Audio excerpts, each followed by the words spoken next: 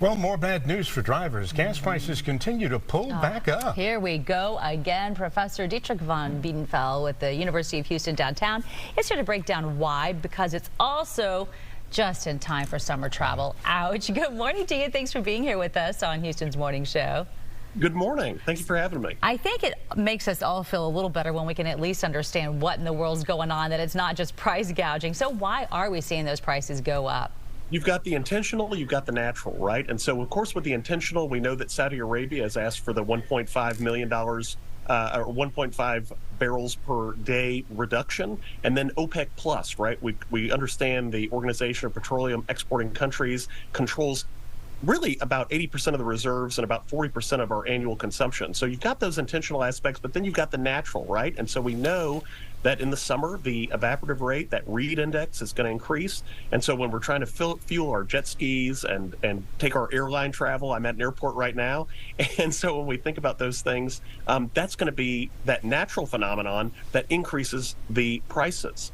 Now, we're pretty comfortable here in Texas, but what about the Northeast? We're hearing that they should brace for a sharper rise, and that should be soon. Why is that?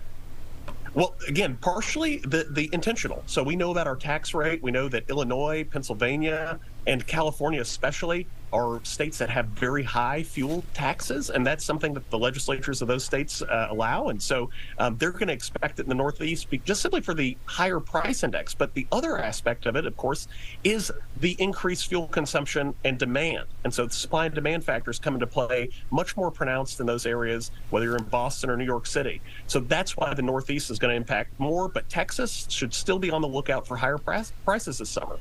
Okay, so what are we talking about here as far as those prices are concerned this summer? Do you feel like it could go up substantially from right now or stay about the same?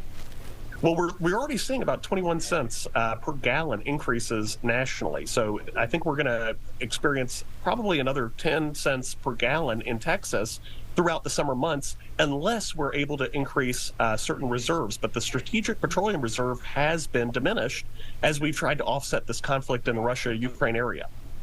Okay, now what about the correlation between travel and the price of fuel? Supply and demand. So as we increase our demand through travel and, of course, those summer sports, and we see those summer vacationers going on their trips, we're going to see prices increase because fuel stations have to compete. And so there's a limited amount. But again, we go back to OPEC Plus, which includes Russia and Venezuela and some of these other regions.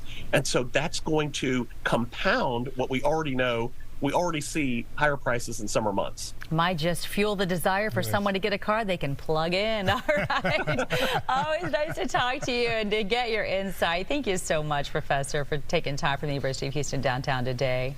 Absolutely. All right. We'll see you soon, I hope.